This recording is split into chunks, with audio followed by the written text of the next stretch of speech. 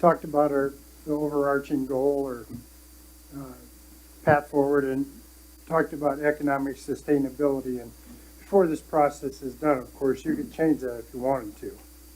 Doesn't, after you've had time to think about this a little bit. And then I took the sort of the liberty of wordsmithing a little bit on the white sheet that's in front of you that I sent out to you last week. I broke down infrastructure into both the general fund and the enterprise funds. And then the financial, I did support services, thinking that that is sort of our charge as we work on the downtown, the hospital, recreation services, and the college, housing, the Sherman County Community Development, and the county. Those seems like support services that we can offer to them. And then city services, more internal stuff like our codes, the part about local services. Marketing, of course, those four things were mentioned, and you have the picture of the board I sent as well. And then economic development. So the first part of this is to go back to these particular topics. And would you like to change them any? Would you like to add any? Or would you like to add any subtopics to any one of those areas? Give you a chance to contemplate that a little bit.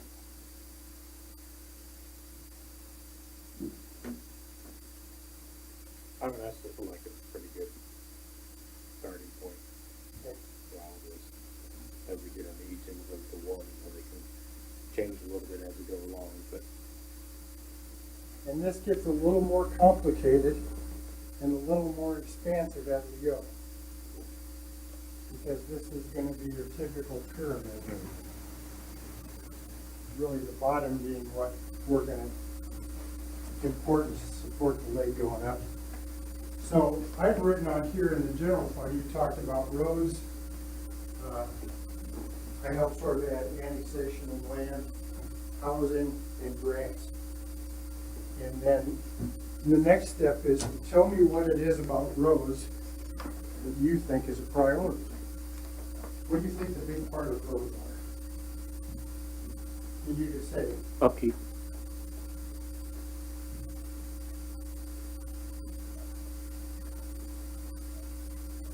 Just maintaining, you know, yeah. Yeah, I think that's definitely the biggest thing with the roads for right now, you know, and it's not at this exact moment, there's not like a big need to be building new roads in any particular places at the moment, you know. I mean, hopefully roads will happen and that need will come, but I do think that the biggest need is just staying on top of what we already have. what does that maintenance mean to you? What does it mean?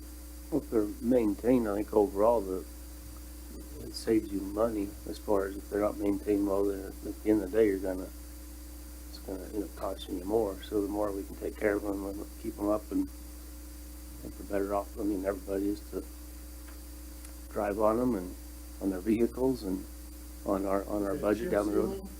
sealing? It's all of the above, yeah, yeah. Okay.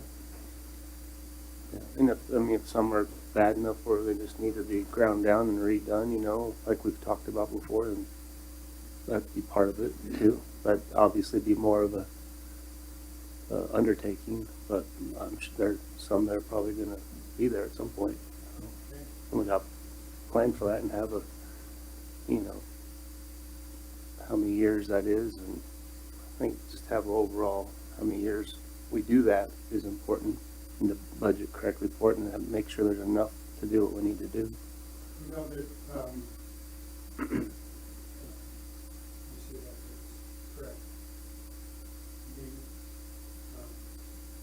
The chip seal budget is the same as it was 20 years ago. And that's part of the reason why the maintenance schedule, you can see that we were behind rear about a 2009 projects versus being on 2021 projects. So my point being that you can see when you think about maintenance, it's gonna have to tie back into somewhere in the financial area, because if that becomes one of your big priorities on the roads, then you have to fund it. I think it's good timing too, heading into budget talks Yeah. and giving you some direction to where we need to focus. I mean, obviously everyone needs to be in agreement, but it's important to know stuff like that, because I didn't know it's been the same for 20 years. Obviously, it's costs and expenses and labor and everything's Yep. higher. And so we're doing about half right now of what we used to do. And mainly because the costs have gone up, or? Cost of the oil, of course, there's different grades of that oil, and we buy the best grade, and that price of that continues to go up. Price of the sand goes up, price of rocks go up. We just had a rock bid. Yeah. So it's great, yeah. We did about half of the normal, what we used to do. And that's because we have about some. So the only way to rectify it is to allocate more budget dollars there in order to bring it back up, right? To get back It on. doesn't give you any more money. The state, the money that you get on from the state on this fund does not change in a number of years. It was one of the funds that was cut back, or they cut back all those funds to the cities, and they've never, it's always right around 110,000. But the commission could still have additional funds there. And, yeah, and that's what Ken's trying to do. Yeah. We had, I think, what, 30,000 last year or something, in an effort to try to help. Well, we just had the demonstration from the new machine out in Caltrans. And, we looked at that to see what that, it's called a zipper machine, to see what that would do for us, because, our roads are getting like this, and they have to be taken down at some point. And when you take it down like that, then you has to do the sublayer a little bit, it's got to compact it all, so we were testing the machine to see how that works. Didn't work like we thought. It got in some muck on the road there. We had to- So what's the other Well, it's So- two so it- I machines, mean- one has a 6-inch depth, one has a 10-inch depth. And it mills all the asphalt. So I mean, if that didn't, compacts that, it. that didn't work out great, what's the other option? Well, Did the machine not work because the machine didn't work, or just it Well, I happened think to the come machine across didn't some work stuff because that the road it was wasn't built muddy. for? The road was muddy, Yeah. and the 6-inch wasn't enough to take out everything that we wanted to get down. The 10-inch would work better. Okay. So we have some videos and demonstrations of those two machines. So moving forward, to help us do a better job and make our money go farther, thinking about stuff like that. My thought is always, how can we self-perform as much of this work as possible within the limits of our time and capacity? Our time and equipment, I should say. So I always like that opportunity. Ken's really good at concrete. Loves doing it, does a really nice job on the Holiday Express. The cost of that is significantly cheaper than a contractor would, time and materials, So. Well, and labor, it's you don't burn your people out doing that all the time too. I mean, Yeah. that's fine, but we need to, I think my experience is that they look forward to those unusual projects that they get to work on instead of the day-to-day stuff. So I would offer that in the roads, one of the things that priorities that we should look for is self-performance. How much of that we can do ourselves. Because, let's say the cost of a pound of reconstruction is $1 for the materials and the time. The company then has to put a profit on top of it. 18%, 20%. The time and the materials are still the same for us. But we don't, our labor cost is the same no matter what. There is a labor cost attached to it, but we don't have to claim extra for that. We don't do time materials at 18%.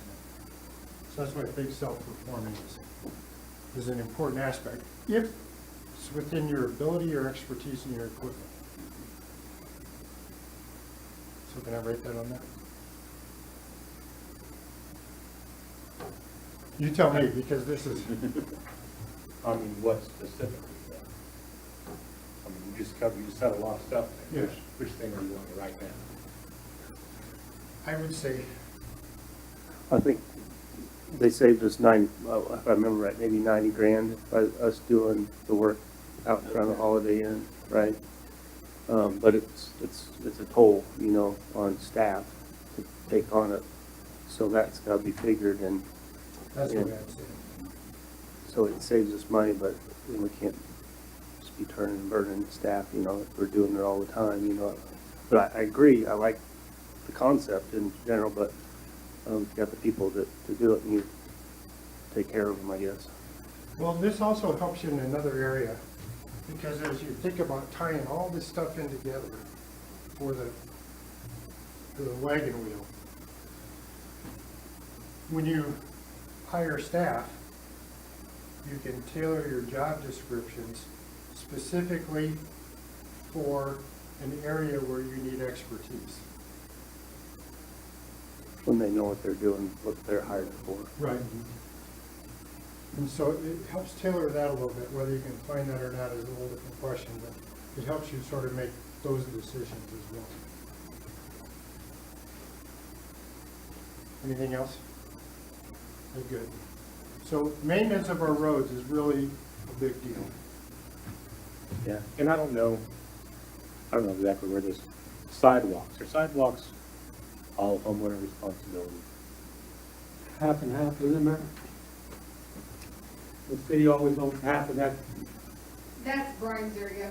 I honestly don't know, but I think- thought it was the I don't- Brian's. Quite honestly, I mean- the I know if you the remove it, sidewalk you is have to put it entirely back the the same homeowner's place. responsibility traditionally.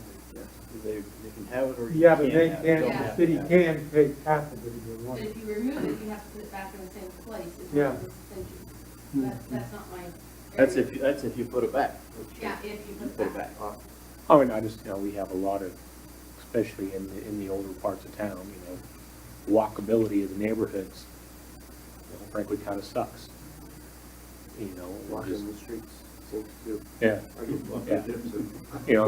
That's just something that I noticed just driving out and about is, just seems like better sidewalks would do a lot for a neighborhood, and just for people in general getting around. People pushing a stroller or what have you, but I didn't know where the financial burden falls. my hometown trying to pass a sidewalk ordinance to make Well, it at this point, down in flames. we don't have to worry about that. Yeah, we're just, But yeah, Sidewalks are a very common thing in walkability within neighborhoods. It's got the things. Anything else? As always, when we move on, we can come back. One of the things you talked about at the last meeting was land. I put annexation in front of it because outside of your boundaries, of course, if there's land that you think about, my thought, what I heard was that land was specifically for attracting enterprises to the community, whether it be retail or industrial or whatever, it be commercial, to build, and we have to have land to build. Good land, decent land. Whether that's privately owned or city-owned, those are additional questions. It's nice now that we have a partner with the Sherman County Community Development to help structure some of that stuff. So, any thoughts on this? The first thing I talked about was all of this down here.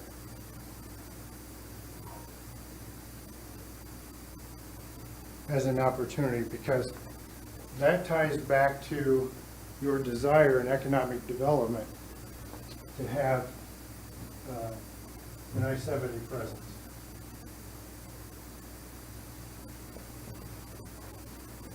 Is that the land, what land specifically is that?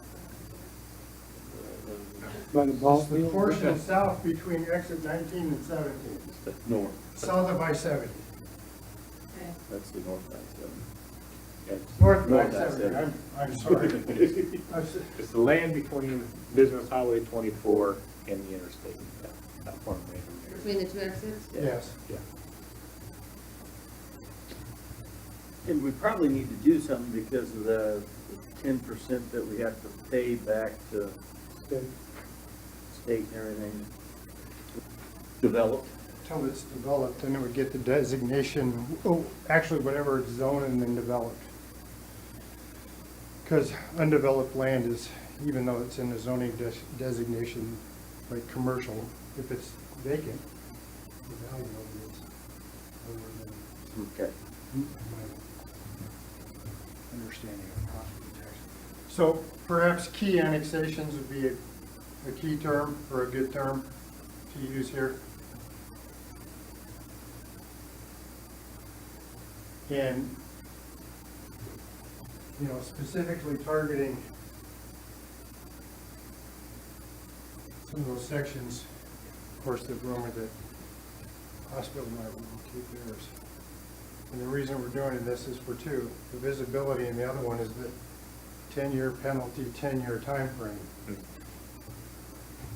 Unless, we've met with Prairie Land and we've talked about cleaning up the map so that it's more consistent with our zoning map, but also more consistent with what we actually serve and what they actually serve. So trading some of those areas for some of the areas, the new development out there west of Walmart, we're going to be able to serve that development. So doing things like that, get our ball fields and our water tower into our service area as a trade for something else. So we've begun those conversations to see about where we end up. Midwest, very Midwest, my fault. So key annexations. Anything else?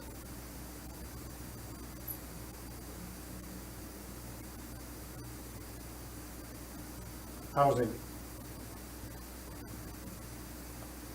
Oh, we already know tiny homes, right? Right.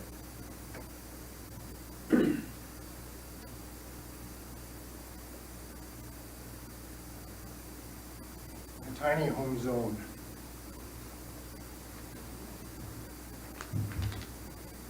What else would you like to see? Well, of course, the development of new housing, you know, I think we talked about that, you know, at the last meeting.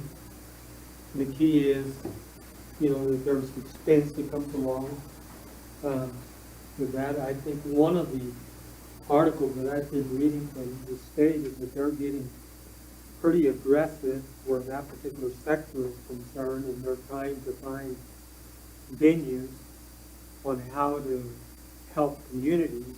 You know, they know that the whole state of Kansas is in dire need for housing. You know, I mean, it's a commodity that we don't have enough of, so they're trying to figure ways on, you know, how they might be able to interject funds into local communities to facilitate, you know, development and affordable housing.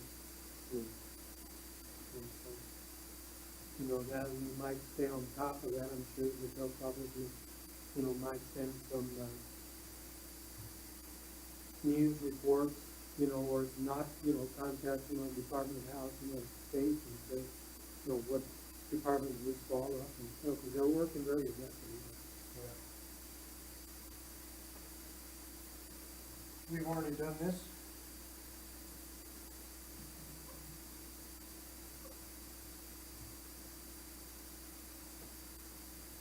I think we have. In this go around, we got 2 applications for $6,000, and there's still 4,000 unexpended. So one of the homeowners that applied has a second project.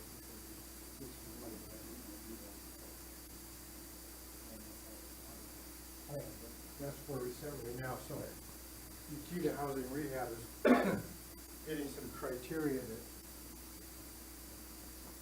really makes it bang on those properties that are in danger of being demolished or lost, or, you know, from a visual perspective, it needs some improvements. And of course, you could, once something like that gets rolling, it will be, the demand for money will increase. Perhaps smaller awards, more awards, bigger awards, less awards. Did historic housing once, a program like this, and grants were up to, I forget the amount, but we had about $500,000. And people would use that to completely restore ports, to keep that historic character and nature of the homes going. So, because you couldn't, for example, you couldn't put in vinyl windows, you had to put in green windows. It was really expensive. Match was always 50%. And we evaluated those with 13 or 14 criteria at hand, so that it made it a little harder to get it all, had to be architecturally designed for it to do that. So as this would kick off to get more intense, you'd have to put some, I would think you'd have to put some additional criteria on it. Anything else in how the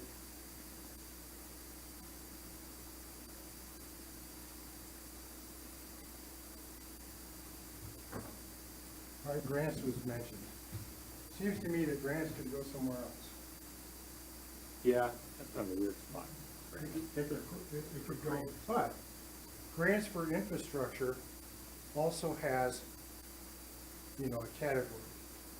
And, Well, grants can be, you know, a Universal. subcategory of about everything, you Yeah. know. yeah, It really could, so, I don't know if it can have its own separate category within that, I don't know if it needs to be there just because. John just put grants universal and then go. yeah, I think we want to be a grant machine. Ideally, Okay, if you want to take a picture, if you want to grab some, I'm going to take a picture and then we're going to go to the next one. Can I lower the infrastructure? Sure. I mean, I know downtown is, and then a couple other places too, but,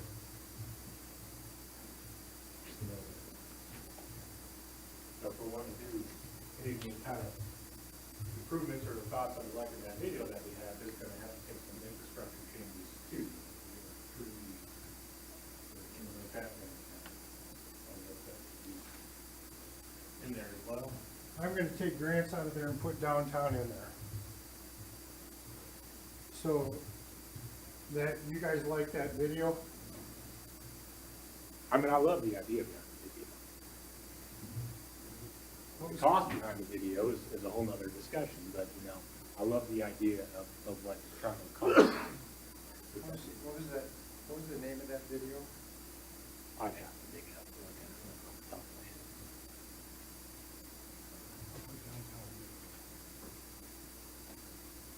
You said trees? Yeah, I think that's a big part, because, you know, downtown should, I feel like a downtown should kind of feel like a neighborhood, you know? If you want to feel comfortable in it, it should just feel kind of like its own neighborhood, and I don't know that ours really feels that way right now.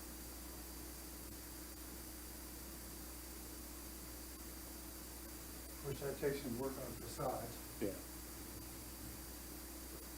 Sidewalks. would take, you know, work between the city and a lot of work from business and building owners as well. It wouldn't even have to be a big group effort, but.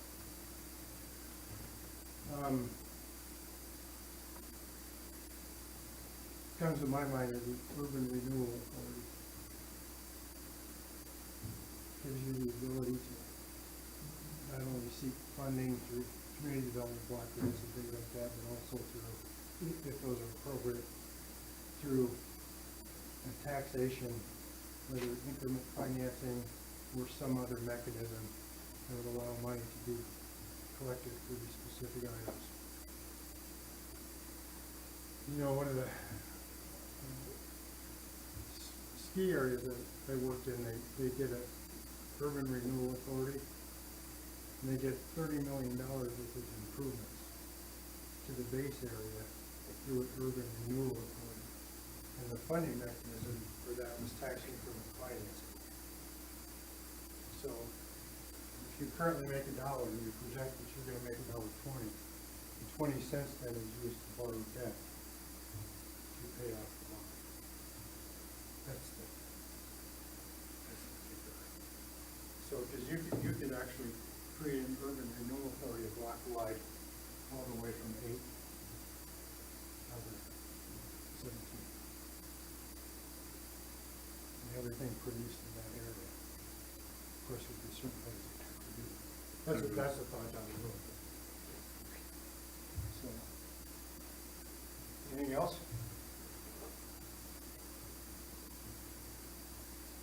Is there anybody that works specifically on the downtown stuff? Besides the city?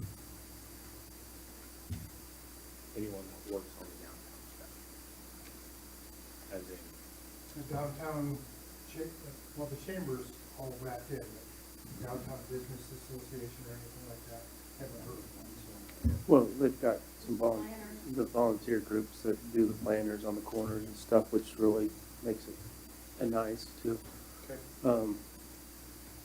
We've had discussions in the past years about, you know, plans for downtown and all those things listed and all that. And, you know, obviously the idea is to get people down there and hopefully, I've had several business owners that are down there now or are no longer down there that says it's, you know, basically on the phobia side, and said basically it's all sounds great and dandy, but at the end of the day, if the people don't use you and come to your store or come to whatever you have, it's just for looks, you know.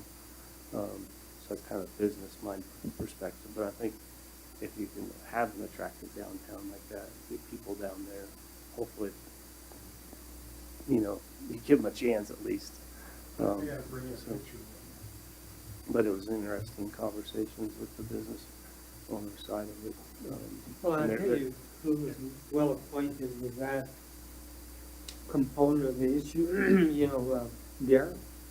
I mean, he works with a lot of communities and a lot of these grants that come in, anything that you can do to beautify it without, you know, major increased cost. You know, I would plug into Garrett and say, what do you know about, you know, downtown revitalization? I mean, you could put new lights, you could put, any kind of aesthetics is going to improve. I know there's a group called the Bricksters that had kind of Yeah. got going a couple of years ago. Kind of Mary Ellen Kummerow kind of led that charge, and recently spoke with her, and you know, she's kind of hoping to kind of get some things going again, both personally for herself and her business downtown, and with some other businesses again. You know, everything last year just kind of took the wind out of their sails.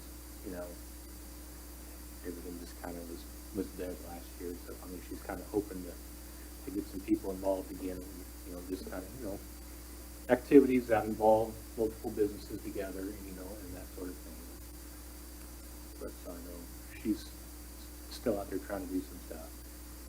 It's still like, you know, we've given incentives and large incentives to the big dollars out the interstate and whatever, and I've said in the past, in previous years, you know, nothing's came to fruition on it really, but I don't have an answer to it. But I still think we kind of need some type of incentive on a smaller scale like that for downtown. You could package it however you want to try to get some people to open up the doors and to help them get going and incentivize them to do stuff down there, because we do it on a huge scale out on the interstate, which is great. But so I think it's worth discussing. So the incentives offered out the interstate, are those automatic or are they asked for? We Just being kind of a standard, you know, process that we've used in the past. For example, you know, we'll go out if there's going to be electrical work done. I think we do charge them for cost, Justin, and then is it 70-30 what we do there, or 60-40 on those? 70-30 one way. 70, okay. 7:30 went away, those all went away. Okay. Well, we did it for the new hotel, right? Part of it?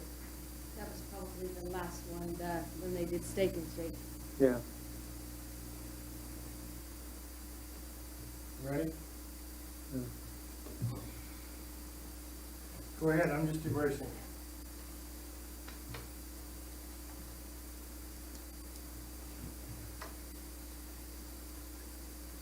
I'm just talking outside of electrical stuff. I mean, Well, tax wise or yeah, whatever sure. we can come up with to try to spur some, you know, growth. You know, So right now, if a business was coming to town and say, hey, we want to build a new building, let's just say a new building would go in north of, 24/7, and say, hey, you know, we need a little bit of an incentive. So you're telling me, when did those go away? Because we used to do them.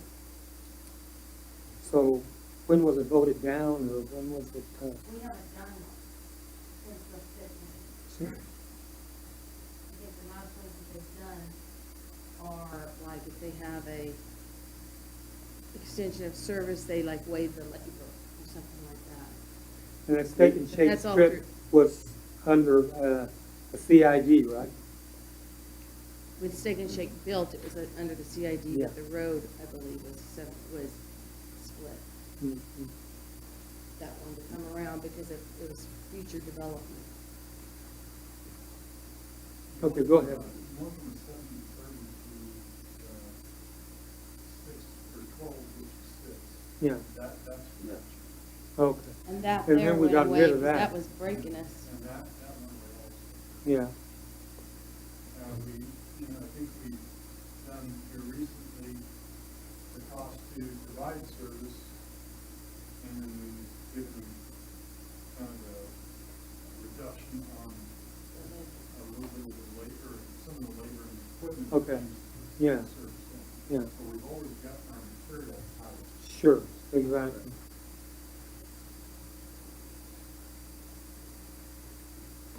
I would offer this. Never offer an incentive unless they ask, because they've already chosen you because they think they can make a profit in the community. The incentive up front is just a way to keep their costs down, and they just put no profit in their pocket.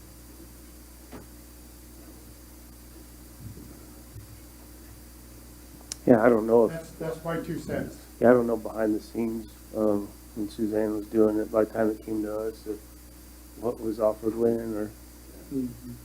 the timing of it, you know. Although I have given incentives, it's not that. It's just that as a rule, to begin with everybody knowing that you're gonna give an incentive of some kind, of course you're gonna ask, even if they don't need it. It's for the ones that really wanna be in your community and add value, they absolutely need it. Well, anything that has to do with economic development is going to fall under the umbrella of the new economic development. And we don't, And so, they're in charge of that, and so, there's something that they need, they come to the commission. But, so I think that's a great move, so hopefully they'll be able to, keep us abroad on what's going on, which incidentally might be a good idea to invite them to introduce the new director. all right, water. First thing I'd like to start out with is, I've been having conversations with a group that has asset management software. And you put in every building, put in every vehicle, you can put in your tools, as detailed as you want. And then you can add categories to it. And it will give you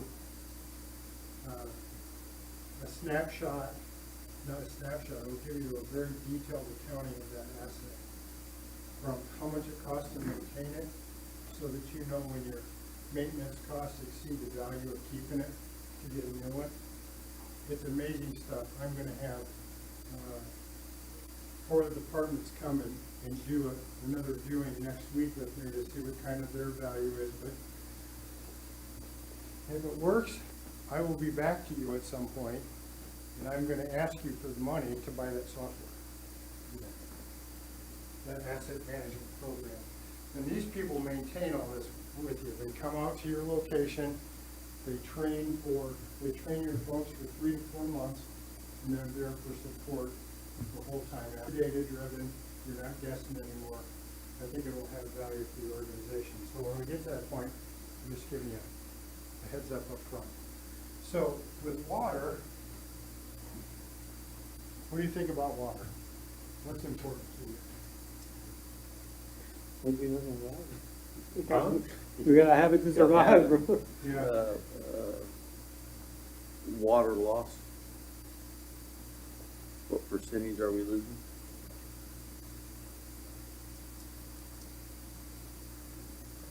Want to decrease our water.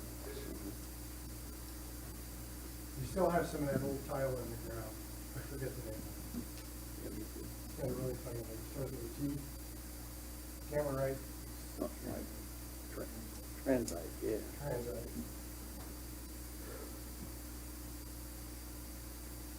Kind of same discussion on the roads, maintenance and upkeep and staying ahead of big problems and a little bit. I think you need to make a concerted effort to replace the transite.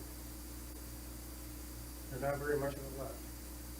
A lot of it's 2-inch stuff, 4-inch stuff. It all needs to be replaced. I think that will help your water loss. Another thing you can do is, we just embarked upon camera rating system to see where you can put sleeves in to stop water loss and so forth. So you need to do that kind of stuff. Obviously, I think you would say in maintenance.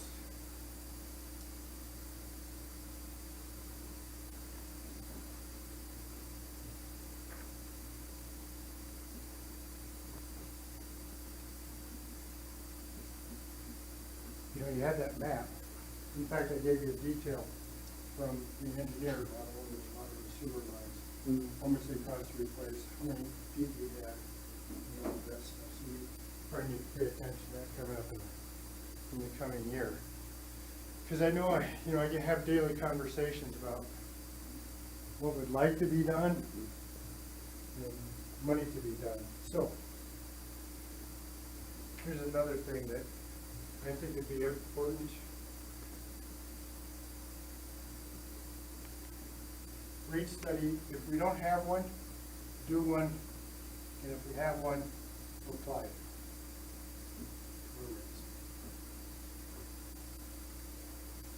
Because that's gonna help fund this, and this. And won't the rate study help, the rates are supposed to be higher to get more grant money to help replace, because we're a little bit below? Yeah, it helps in everything. Yeah. But the real key here is applying the rate study. Because if you don't apply it, it doesn't do you any good. It's just a waste of paper. It's a waste of that. And so I'm gonna seriously believe that anytime we do a study and get the results, you guys are gonna apply it. I'm gonna go with that. All right, anything else in water? All right, how about sewer?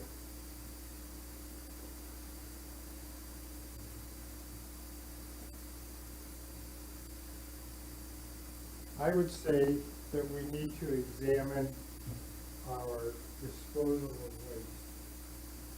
You know we do right now. We suck a bunch of that liquid out and put it in a honey wagon. We drive it out to a field and we spray it on the field. That's how we keep our amount down, our volume. But there's also opportunities to take all of that liquid and compress it into cakes. They're like potty soil, but they come out in cubes that can be fed through a manure spreader that can be housed in a shed. I'm assuming the smell is less. That takes a little bit of upgrade in equipment. And Neil and I have talked about that a little bit, about getting some numbers from Andrew and stuff like that. I wonder, is there an upgraded system that we can install for not only the smell, but easier to handle? I don't know that answer. But I think I would like to consider changing to the solid rather than the liquid. The liquid is hampered by a number of things. And we would still sell the solid cubes. Or, I guess you could have people come and take them from you, that would disperse those on their fields, but they would disperse them, we would no longer be, we have one person, that's just all they do full time. Fill the honey wagon, drive a honey wagon. It's broken down quite regularly. It's getting old this week, I was in about 62 grand. So I think the exploration are opportunities to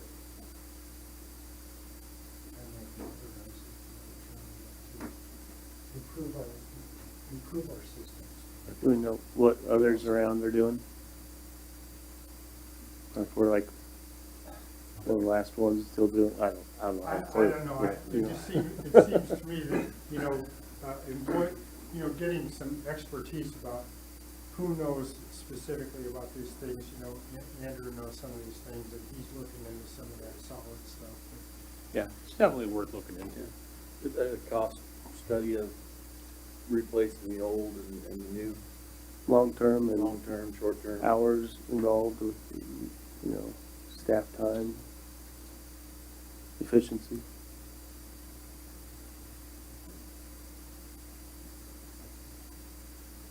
That is also a great study as well. It's not paying for itself.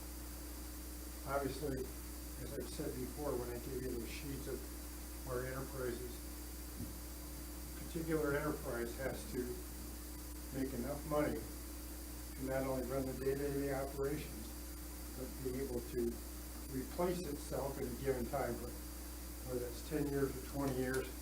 And if you look at those rates, they're going to be, whew. So, easing into that or implementing that rate study is important. Anything else? General maintenance.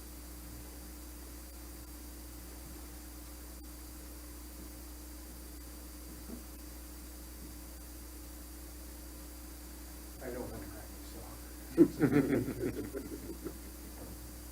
All right, electrical.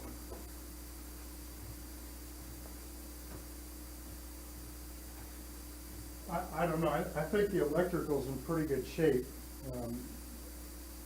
If you see anything lacking in electrical, of course, the standard maintenance. You know, always talking about rates. Our supplier, we're gonna have that conversation. We've already had one, we're gonna have another one next week in May with KMEA and explore what opportunities are available to keep our costs down, so that, hopefully if we could pass some savings on to customers, that would be great. Certainly keep more money in our pocket, so we're not spending paper and formulas that you can't get a handle on and stuff. And maybe that's something to answer your question is, are there any, do you have a top 2 list of needs, 3 needs that would be good goals for either near term or long term? I think we need to release some projections out of the field and put, that would be one of the top concerns. What's the southwest is in the planning.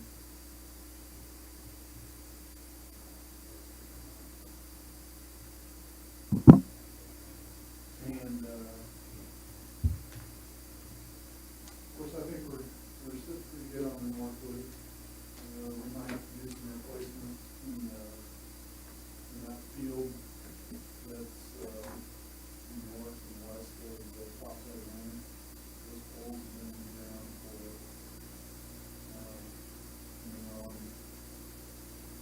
almost 40 years. And, probably put that underground. We'd probably do somewhere around, 1.3 to 1.5 million dollars. And that would, unless there's gonna be more growth out there, that needs to be, have a conversation about what we need to do with that area, because it's out in the middle of, huge field. And, we used to have a path through there, and it looked like one farmer is, gone past the pole, almost into the field. So, if we ever got a rain and had a storm out there, we probably would be able to get trucks in there. How far is the Midwest substation from the right where it would be what straight north of where the landfill is? You know about how far that The is? substation, Yeah.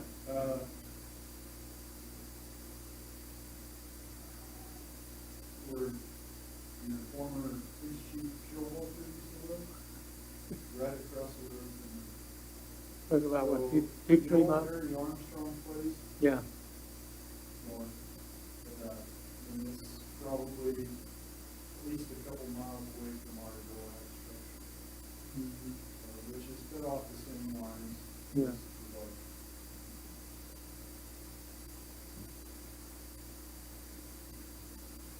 All right, anything else?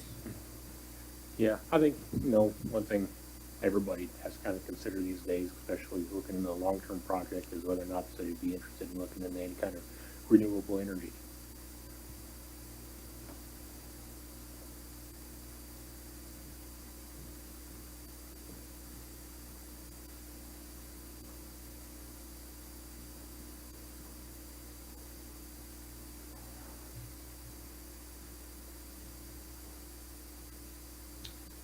So what does a windmill cost?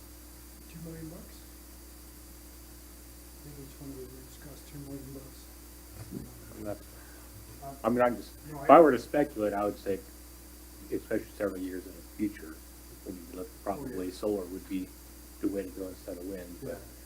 But I just, further on in the future, I think it's gonna be something that everybody's just gonna have to be involved in, Yeah, one way or another. I always wonder how many days a year do those turbines run? Do you know what they produce? 48% of the energy in Kansas. But what is it, But most of that is not given to Kansas. Most of it is- Yeah, it goes on the grid, goes Yeah. somewhere else. Uh, when Andrew was here, we had, a company out of South Dakota come down and offer,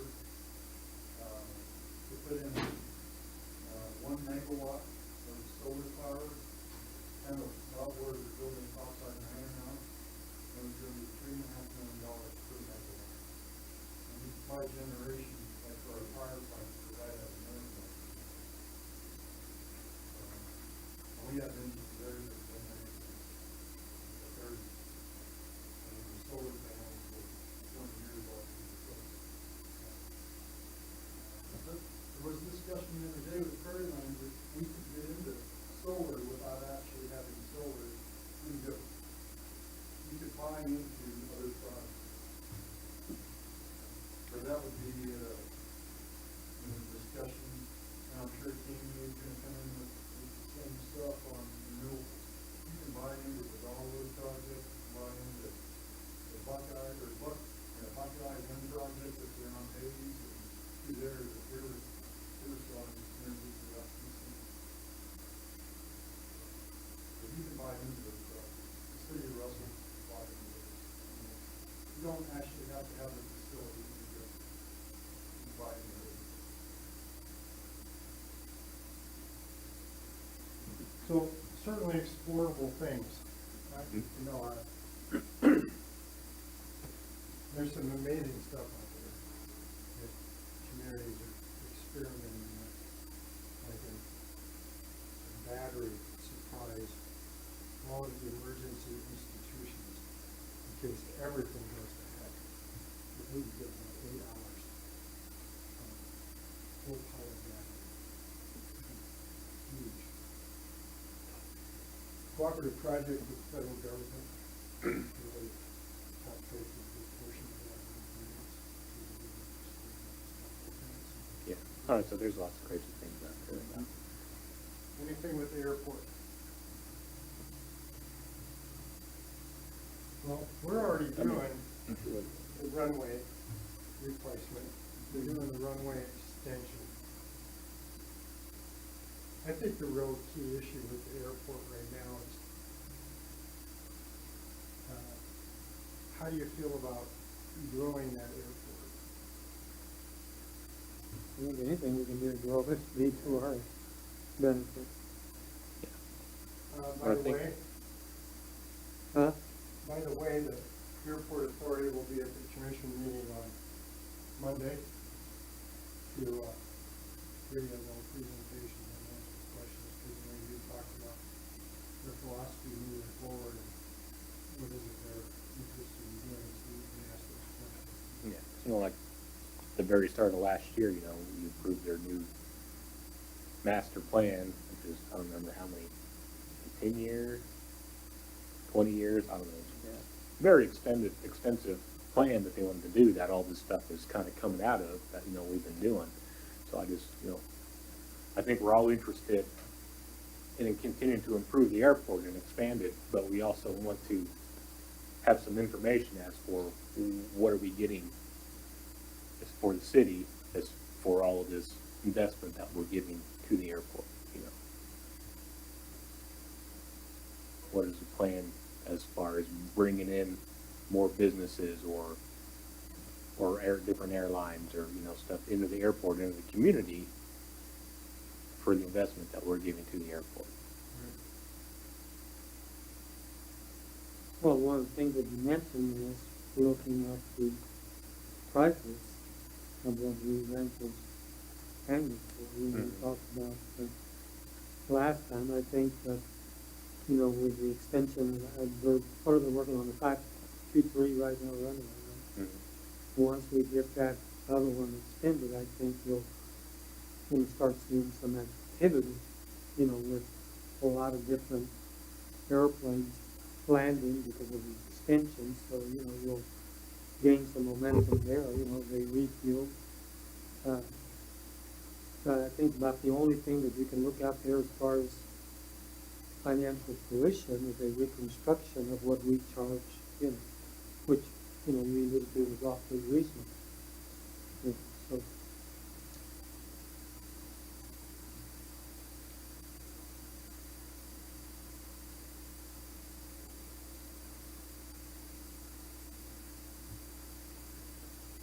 So I have one for the electrical. sure. Yep. As you know, today, electric vehicle charging station company, was a living in stations in the area. So,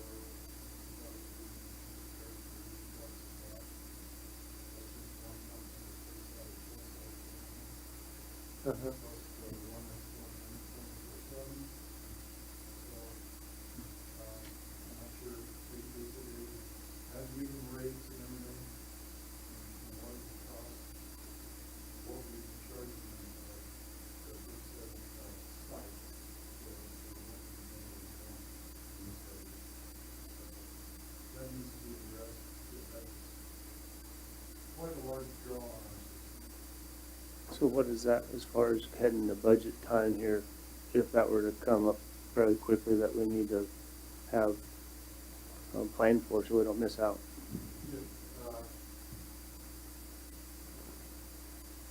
Depending on where they want it, if we had infrastructure in place, it's just not a big hit on our budget, because they do things for everything, just like everybody else has. It's just pushing them in the right direction. We have to turn around and start building lines to support those electric vehicle charging stations. It's going to be costly. Yeah. Question is, would you expand your service to service a place like that if you didn't have service very either? Would you be willing to expand perhaps at our cost to get the electric over there? Yeah, it's Because just what we make off of those is, we got information from the Tesla charging stations for 3 years. About 3 years worth. And as we were having conversations with the 24/7 folks about the demand charge and the electrical charge here is not the issue, it's the demand charge. So depending on the number of vehicles we charged every month, from a low of 12 or 15, those were $78 to charge. To the month where there was 168, and that charge was $26.62 average. So the way we charge, of course, this could all be resolved in the future by having a new contract perhaps, and how we're getting charged for our electricity.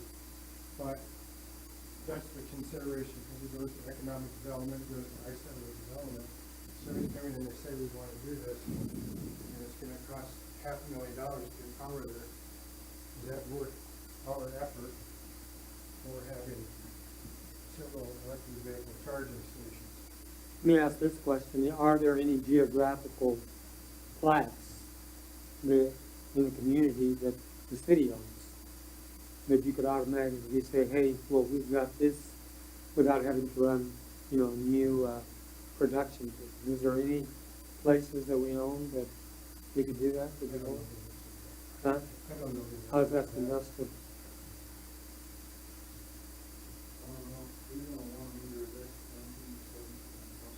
likely that when you put in a vehicle charging station, you gotta have something there to draw people off. Right, Mhm. exactly.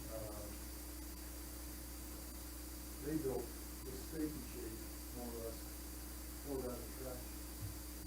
KMEA charges us, and of course their electric is cheaper, it's a little bit cheaper, but theirs goes right next to start, Mm-hmm. and that's a whole lot.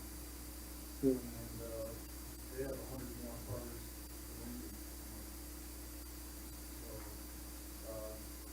if they put, this out here with a restaurant and a coffee shop, hope it draws 200 cars, 300 cars.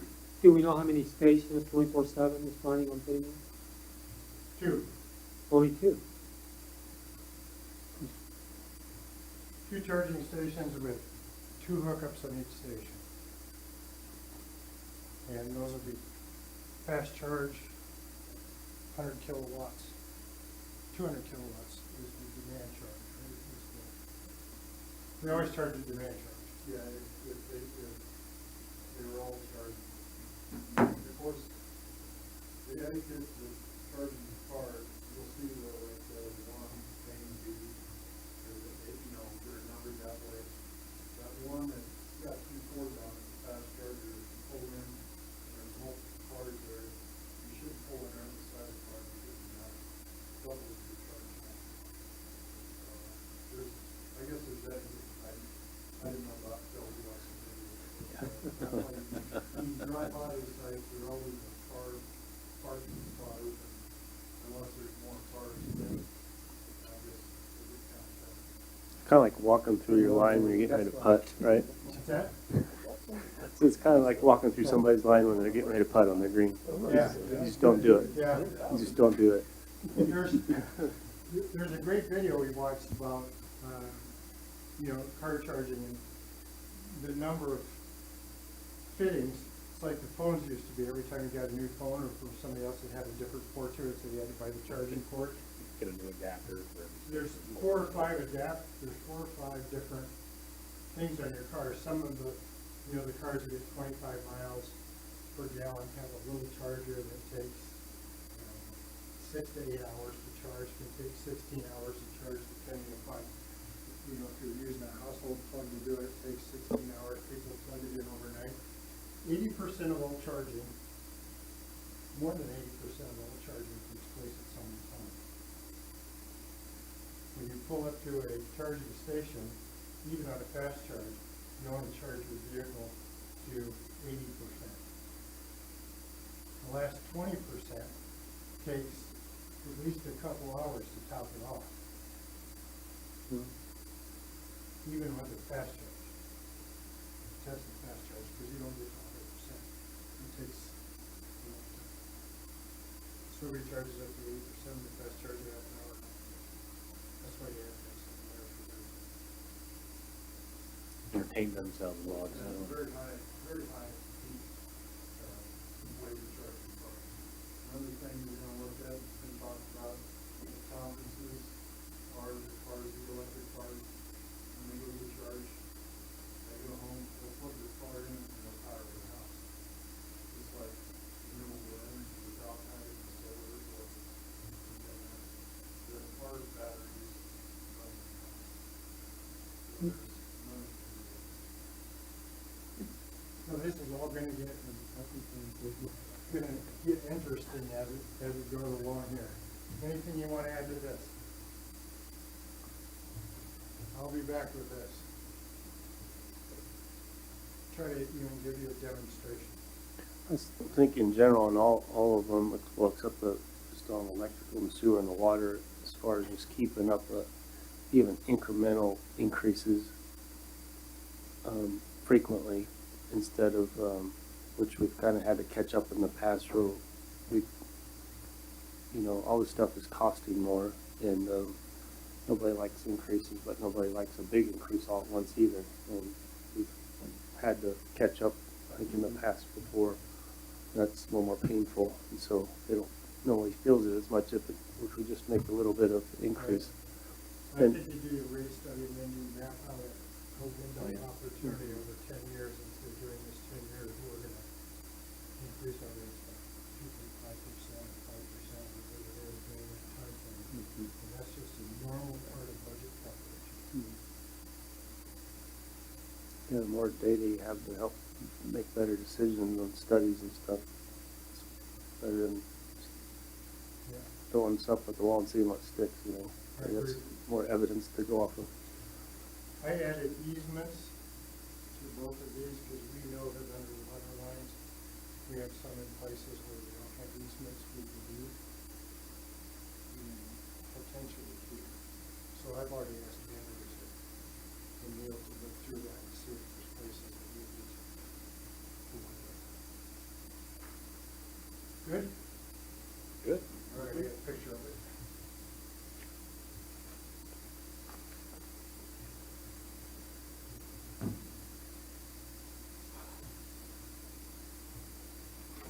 All right, the next one is financial. Finances.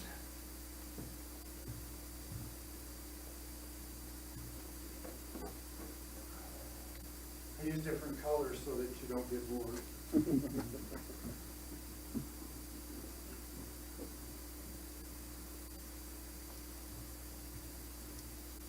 Why are you using red? Why? I like black Yeah, better. we're gonna talk about finance. Let's, Red is better- not the color. let's go with black.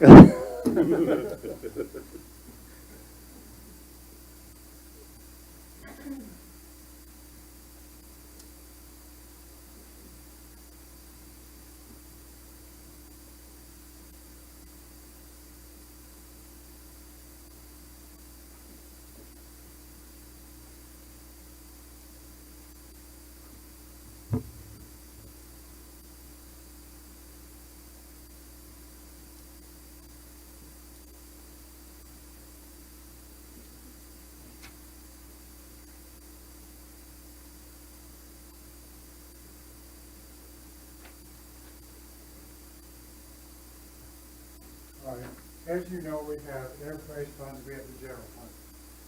General fund funds the police and everything that isn't water, sewer, electric. And so,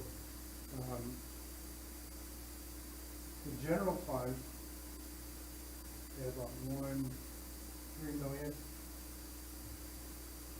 Almost $1 million of that is coming from, is transferred in to the general fund.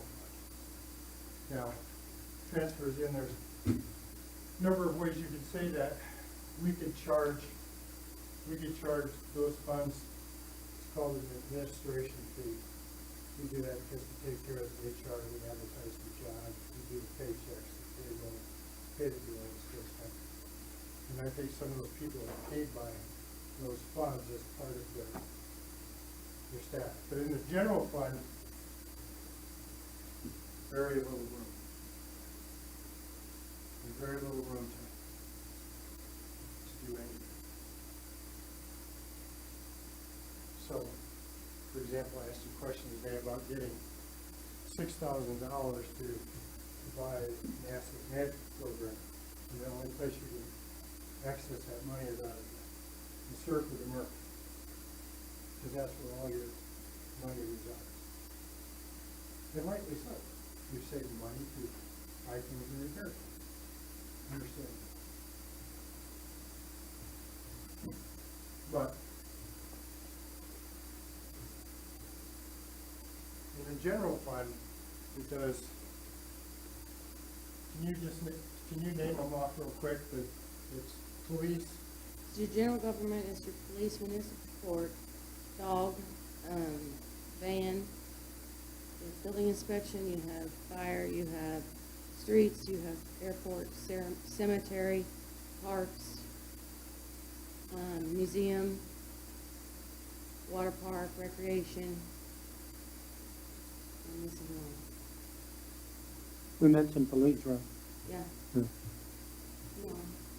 Did I mention, yeah, I mentioned building and stuff. Yeah, that's code enforcement. So, and then you have IT that's just spread between all the funds, depending upon where the services or the equipment's needed. And that means electric, water, sewer also. Is enforcement code still split? At one time, we were paying half of Brian's money from two different funds, remember? We were?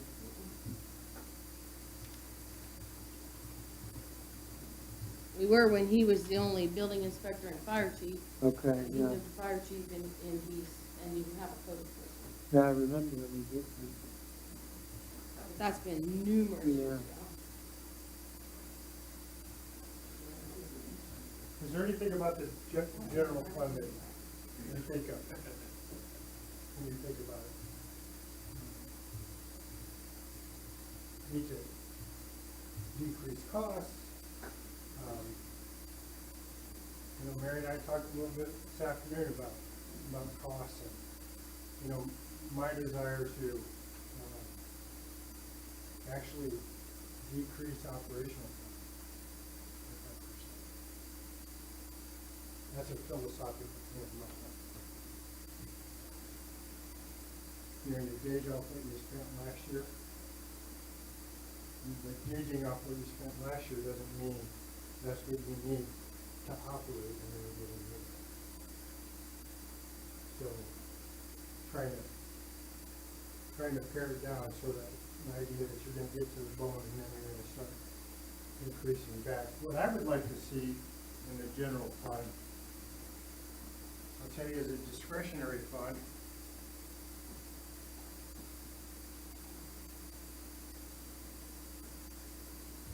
For example, if you cut the budget 5% in operations,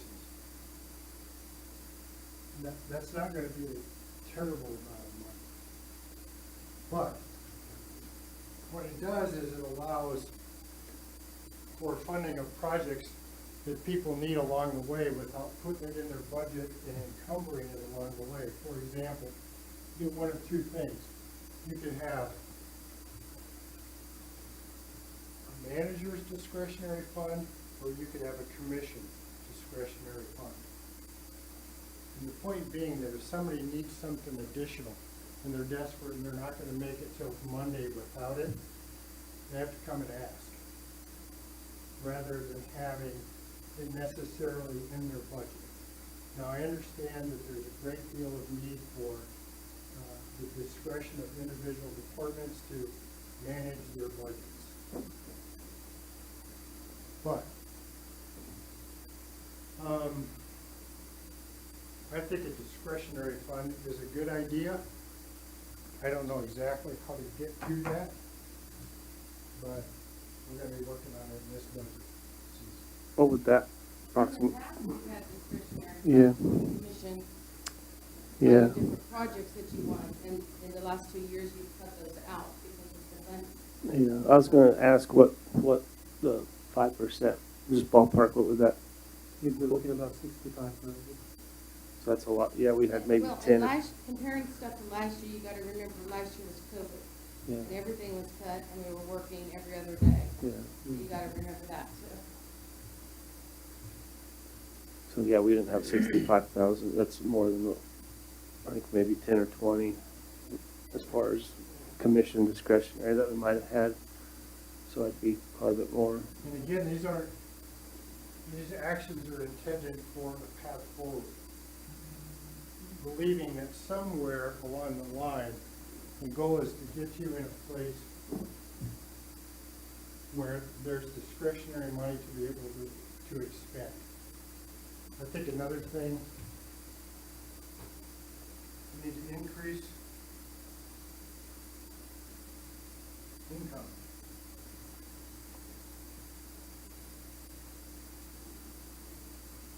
Of course, that ties into economic development, of course, but how do we increase income? There's another way is, there's a tax. It's gonna Sunset, you keep that. If you want to, keep half of it. But I'm gonna beat this drum again. State takes too much of our money. They take 6.5 cents of our dime.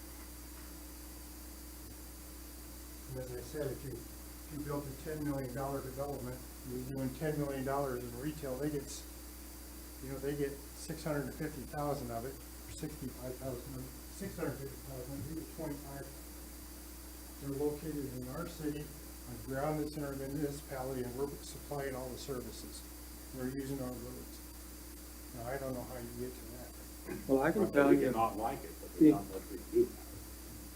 Well, you can petition the state too. well, and the only way that you're gonna be influential there is by having a tremendous, a huge coalition of municipalities with the same mentality. You know, because, I mean, numbers are going to speak. You know, you get 5, 10 municipalities, I don't know the data, with it, but you get a huge coalition, you know, they have to. You can raise property taxes. I know that's been a sore spot.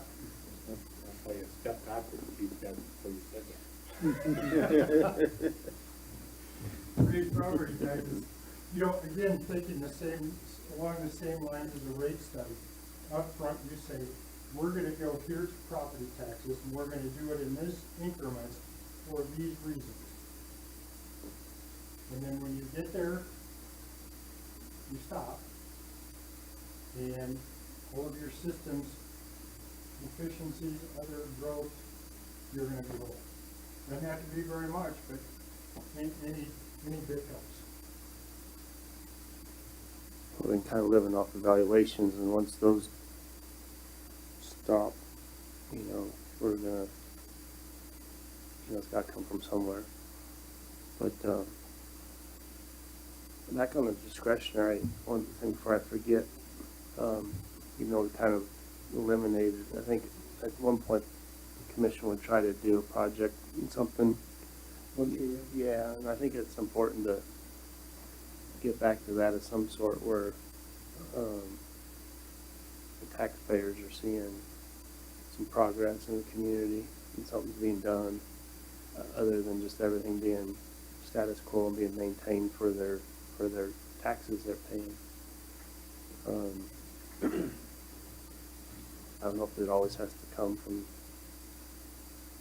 you know, the government side of things, but, you know, it's kind of nice to see something new, and that, you know, it's not like we're dying. You know, we've got something going on every year. And, What would be one of those yeah, projects? I have no idea. At one time, we talked about a sound system on Nancy, but you could also, you know, take baby steps and, you know, start different, like, so many, you know, 1 year. And there's a variety. I know the one thing that we had talked about up here was putting a downtown sound system where there would be, you know, music, you know, going throughout sometime. I don't know whether it could plug into S&Q or the radio station, they could make announcements, you know, whatever, but they had talked about that. That's what.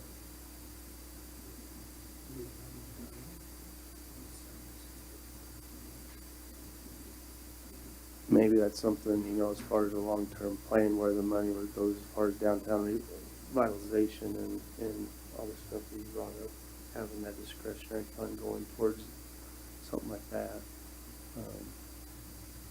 I know you have parks and different, I don't know what all's been done in the past, but we haven't done the last couple of years, but was it over at one of the parks, where Chambers, yeah, changed the tennis courts and put the frisbee boat and stuff. Was that a project? Like, maybe?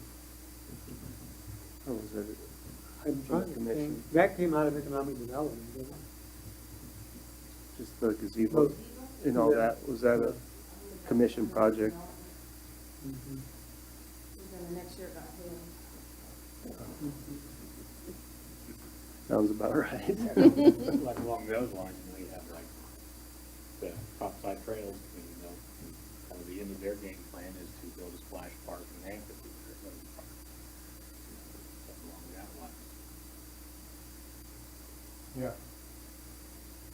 Collaborating with other organizations and stuff in town that are trying to do things. You know, part of that money, the more they see people behind those grants when they go to Hanson, whoever, as far as backing them to the Hanson's gonna be more obliging to approve those when we're kicking in some too. So get behind what's working and where the you know, where everything's happening. So I can see that too. What's your impression of our income and our expenses? How do you see them? You see them tracking together? Do you see on a collision course? Well, wasn't there a graph that you presented once that showed it tilting a little bit? Well, I was kind of thinking of it like this. Here's our costs, here's our income. If that wall is moving only incrementally, they're headed to a collision here, or even over here. Because if you're not adding additional income through property tax increases or significant sales tax increases, which are the two ways you get money here, then, because the costs don't care. The costs just keep going where they are. And what do the costs do? They affect how much you pay, they affect your benefits, it affects the projects, it affects everything. And we just talked about, you know, you're only doing half of the chip sealing based upon the same amount of money. That's the perfect collision course. If you stayed on that course, eventually you wouldn't be able to buy any, because you couldn't afford, you know, a shovel load of rocks. So I think it's important to really consider, you know, how you increase your income and how you're going to do that when basically you only have one coming up and one realistic plate. But not lobbying for that, I'm just throwing that out there. Have you looked to see when that, sales tax is actually sunsetting in the state? I think it's probably 22, Mary, if I remember correctly. See, it was, but there was a possibility it could go early, and I didn't know if you checked into that, because, I mean, I think the goal was the commission was gonna take half of that for, like, infrastructure improvements or that kind of stuff. I mean, that would be.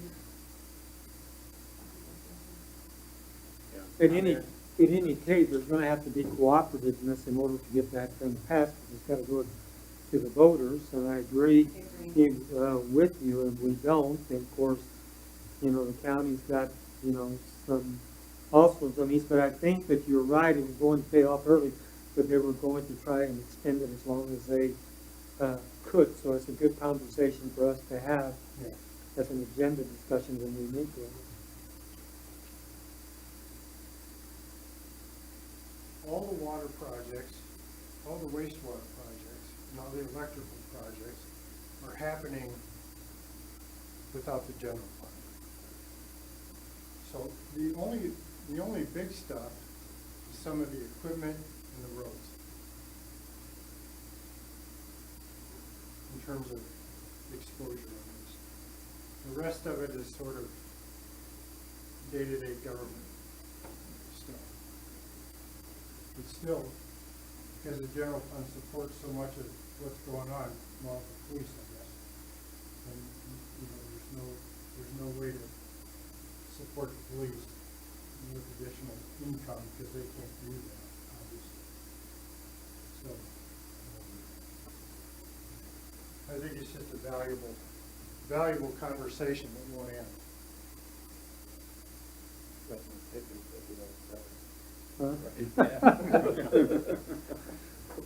Now, if you want to be on YouTube and be famous, right? That's kind of a double-edged sword. You want the revenue, but do you, I mean. Yeah, no. You want people living in your town.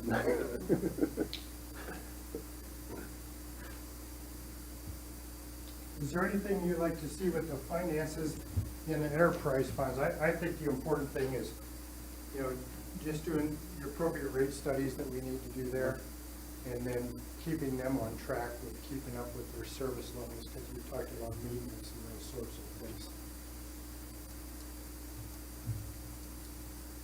And of course, we're gonna see from a contractual perspective what kind of things can happen in electric.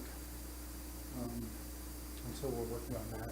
I think another conversation piece that we need to have, and one time I think somebody had mentioned the fact that the county is running out of space out there. Is there a way that they might be able to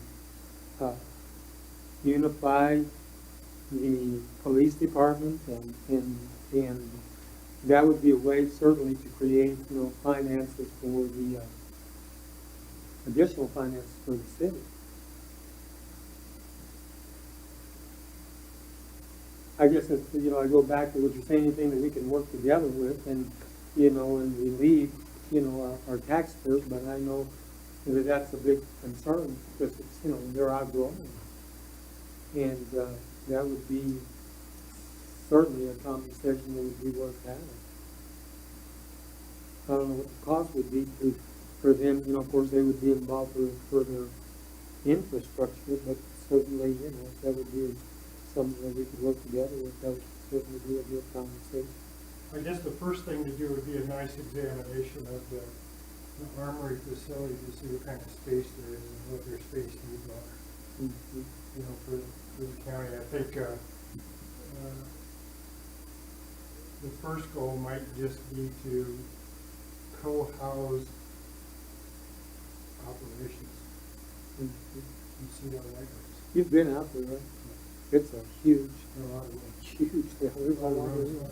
a lot of room and rooms not being used. You're saying bringing everything under one roof, but not consolidating. Well, Is what? I'm just talking about having, like, patrol operations all come out of the, armory. Place to park vehicles, you know, whether there's jail operations happening there. I think at one time they were talking about, there was a conversation about placing pods out there, modular pods for jails. And reasonably expensive to do that in the big armory portion of it where we park vehicles.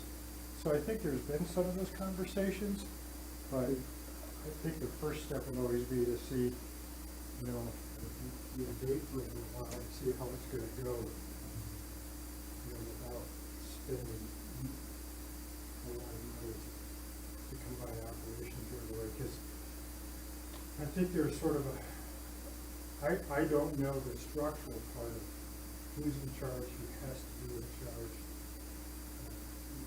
what those legal parameters are. If you combine it, you have to have a sheriff around. Well, I wasn't talking about, you know, consolidation. I was basically just talking in order to evade taxpayers paying huge amounts of money to build something new. Maybe if the answer is creating portable pots out there and all that empty space, and then just having, you know, the county pay us, you know, so much for the space. Not necessarily, you know, consolidation. Yeah. Well, I think that's why I said joint operations Mhm. happening at one facility. Yeah. I think we can certainly have those discussions going forward. And that goes under partnerships. It also goes under increasing income. So under the enterprise funds, we talked about doing rate studies where appropriate, working on our service providers. Anything else you'd like to see happen in the enterprise funds? I think they're all doing basically pretty well, except for looking at the rates to see where their income goes. Because what I hear often is there's not enough money to do this. So that's something we need to take care of.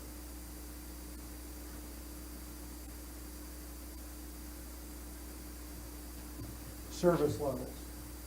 Really a discussion about how you perceive what we're doing, if there's enough people to do it. God forbid if there's too many people doing it, how do you perceive service levels? Do you want them improved? Do you like them where they are? Do you want them reduced? Like, throw everything on the table, you know, the conversation about, probably not relevant in this town, but in smaller towns, they talk about, you know, do we need 24/7 policing? And so, here, I don't think that's a discussion we want to have. Any perceptions? Because you said it, because you guys talked about service levels. You mentioned that's why I wrote it down. So I just want to get what you're thinking.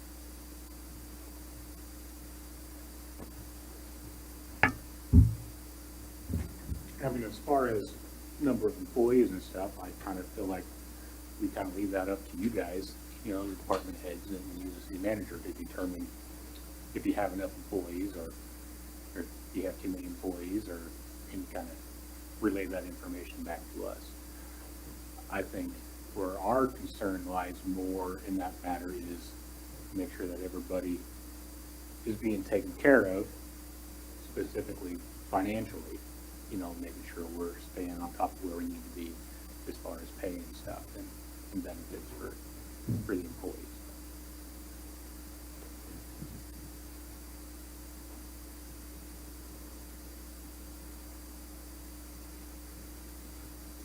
I think we're appropriate contracting services. I've mentioned before that I'm talking to a group right now that does planning, code enforcement, all of those activities. I still have not gotten a bid from them yet, but that's what they do.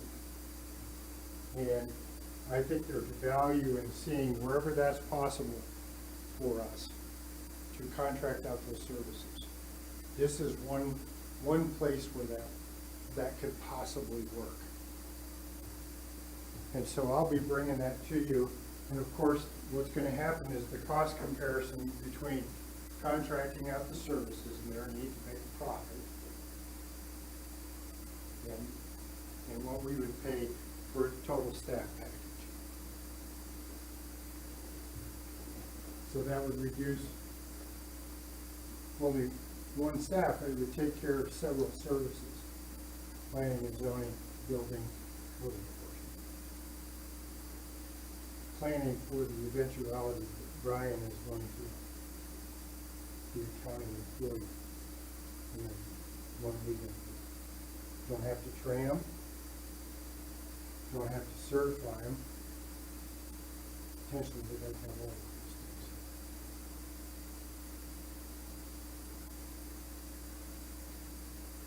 That's a way to maintain your service levels without necessarily having an on-staff person, if you want to have one of those services in your town, which I'm assuming you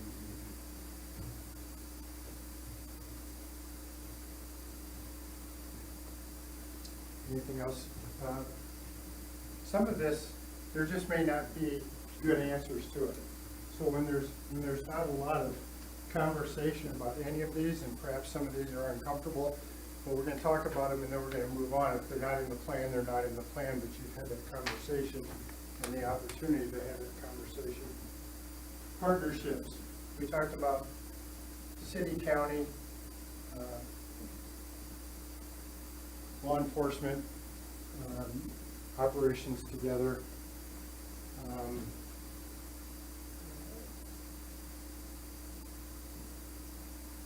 Northwest College, partnership with SCCD, you're providing $90,000 a year to that organization.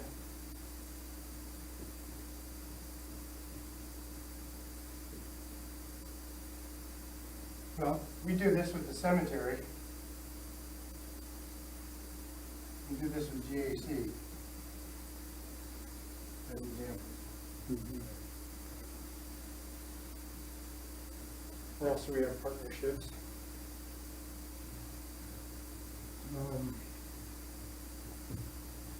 County, Northwest, Economic Development, the library, kind of have partnership with the museum, they have their own board.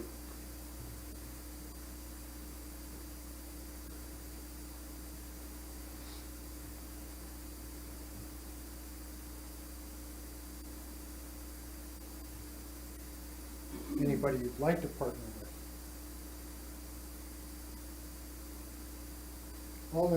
All in the idea of getting things done because we have these partnerships.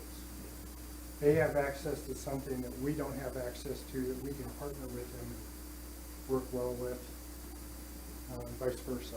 I mean, there's nobody coming to mind right now, but I just think it's good to have your eyes open to opportunities, for sure.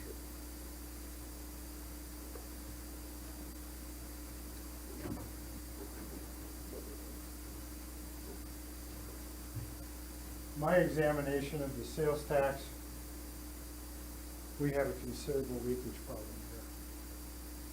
That means a good portion, if I remember my numbers right, half to 2/3 of all the money being earned here is not being spent here.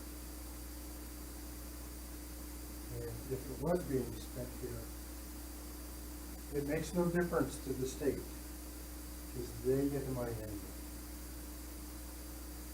But it makes a difference to the school district, the county, and the city that supply the services. So, the question is, how do we tackle this? I think it was discussed or stated.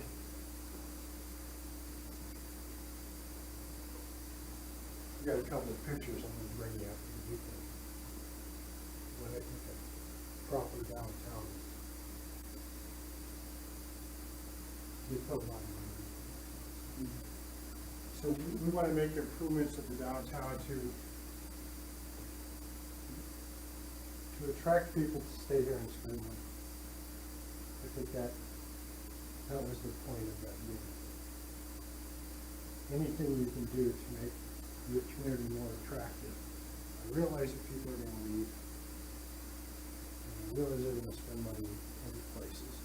And what can you do to keep them here?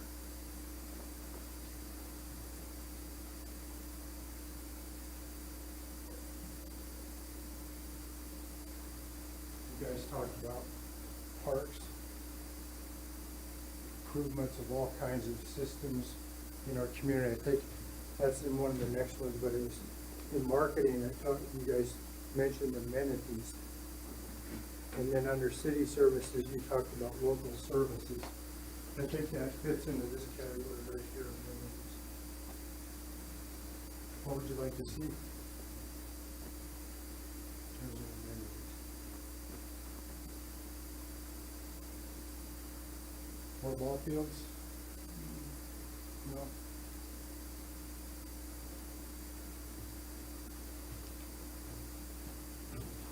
Go-kart tracks, whatever, anything like that.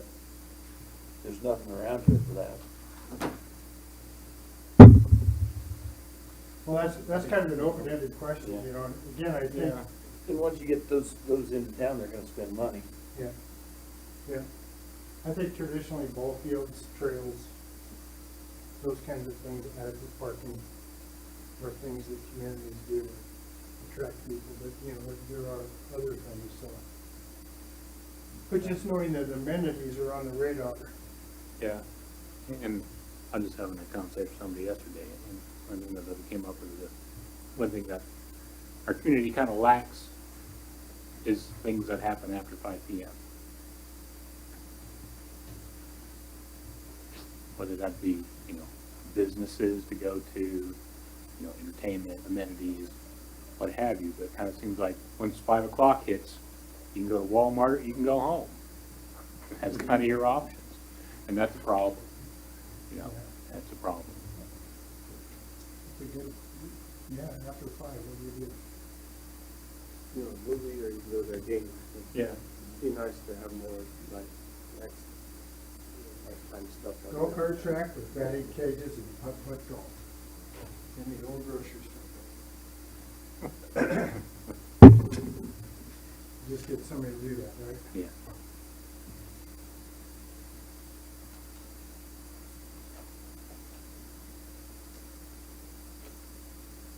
All right. Rate studies, I think that explains itself, and we will tuck that in somewhere else.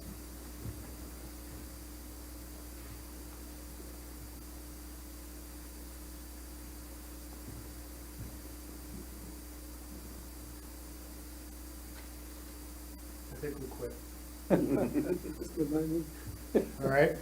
Have you covered every concern, any, You can think about this, and at any time you can add anything. Just send it to me. I think it kind of doubles up and helps to lead into the budget discussions too. Kind of giving back and helping you maybe get some direction. Part of this is just talking about things, if there's any interest, if there's no interest, change direction, keep direction, and then we're just gonna formulate that into a narrative and a written plan. These things are important, and when we prepare the budget and when we pass legislation, we're gonna look at that and say, yeah, we said these things are important. That's something that I think through this process, you're all hopefully agreeing upon. While there might be differences with individual things, it really takes that agreement, so when we're going forward, we don't have to. For example, the health insurance issue, you know, when we get to that point and we've discussed that as a priority and we've discussed the RFP, that won't be as big of a conversation in the future. That's the goal. All right, I'll take a picture. Thanks for coming. all right? Thank you. Thank you. Next meeting, Okay, sir. Mary has expressed the desire not to have them on Wednesday, because she has a conflicting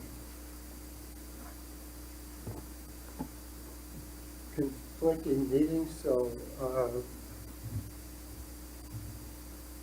it'd be nice to continue this every week, but if we have to go 2 weeks, that's fine. So, how about, Thursday, the terrible. okay, so that kind of puts us at Tuesday. Tuesdays are sometimes hard for you, right, JD? Why don't we use Mondays, since Mondays are already allocated for commissions, and do them on off Mondays? Off Monday. Yeah. Every week was hard for me to do minutes along with everything else. I mean, that's a lot. I've done 3 sets of minutes. This will be my first set of minutes in this 2-week period. I mean, you gotta consider that too. We will schedule every other off Monday. I'll send you out the date. Everybody good with that? That works. All right. All right, thanks. Thank you. Every other.